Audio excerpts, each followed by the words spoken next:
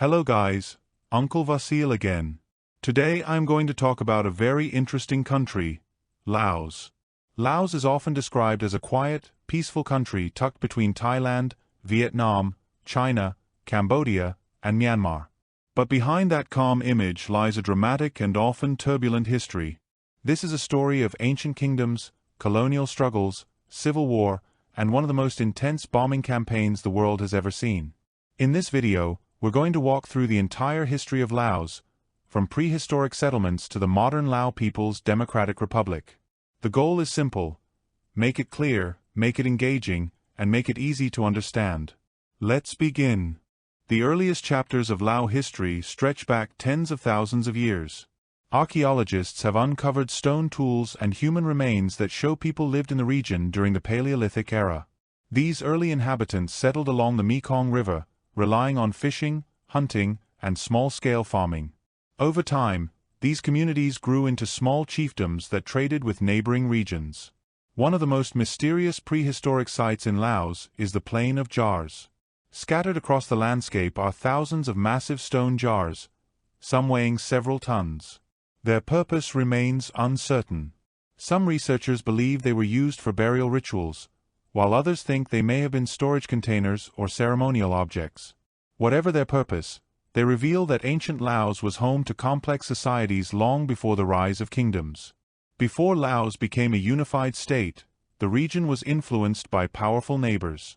The Khmer Empire to the south and the Mon kingdoms introduced Theravada Buddhism, early writing systems, and administrative practices. Small Lao principalities began forming along the Mekong River. These early states were not unified, but they shared cultural traits such as language, religious practices, and agricultural lifestyles. These shared foundations made later unification possible. The defining moment in Lao history came in 1353, when a young prince named Fa Ngum returned from exile with military support from the Khmer Empire.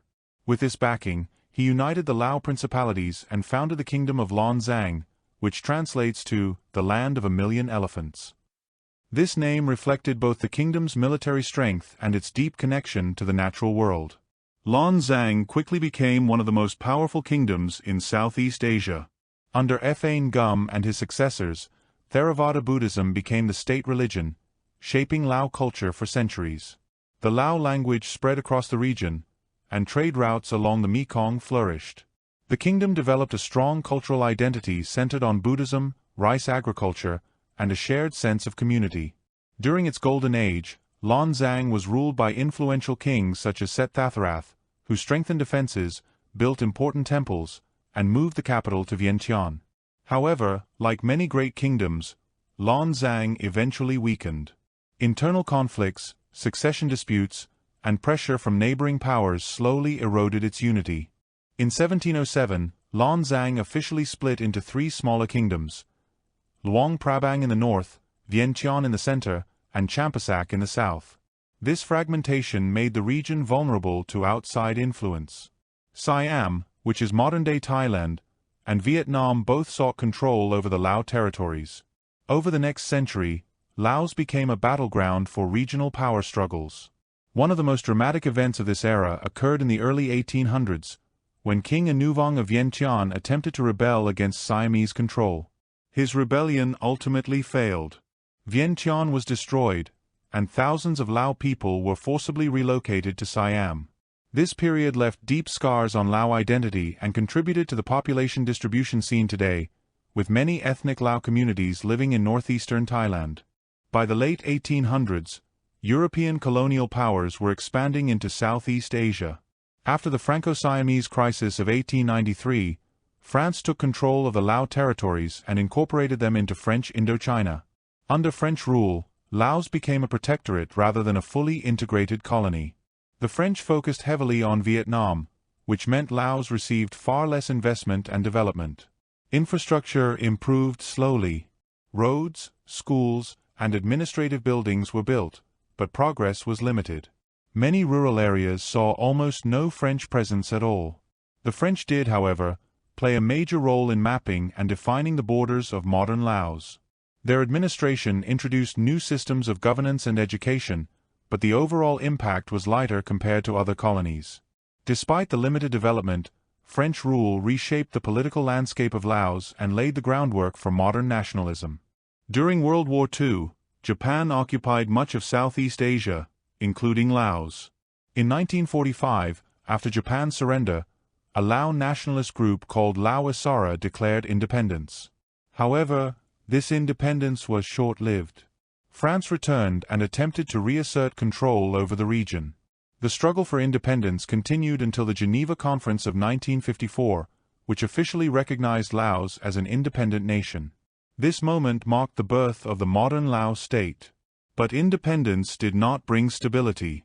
Instead, it opened the door to new political conflicts. Shortly after independence, Laos became entangled in the global Cold War. The country was divided between competing political factions. On one side was the Royal Lao government, supported by the United States. On the other side was the Pathet Lao, a communist movement backed by North Vietnam and the Soviet Union. Because of its strategic location, Laos became a major battleground in the conflict. The United States launched a massive bombing campaign to disrupt North Vietnamese supply routes, particularly the Ho Chi Minh Trail, which passed through eastern Laos. Between 1964 and 1973, Laos became one of the most heavily bombed countries in human history. Millions of unexploded bombs remain scattered across the countryside today. The Civil War ended in 1975, when the Pathet Lao captured Vientiane and took control of the country.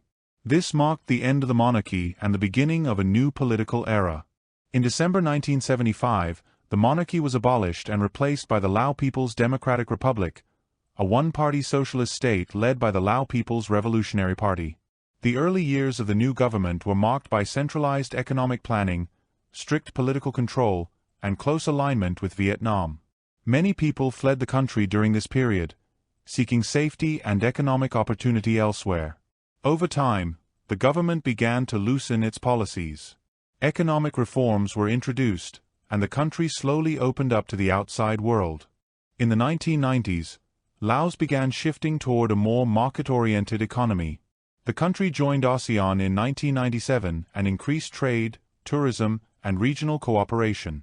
Today, Laos is known for its strong Buddhist traditions, its diverse ethnic groups, and the UNESCO-listed city of Luang Prabang. The country continues to balance modernization with cultural preservation, navigating its unique position in Southeast Asia.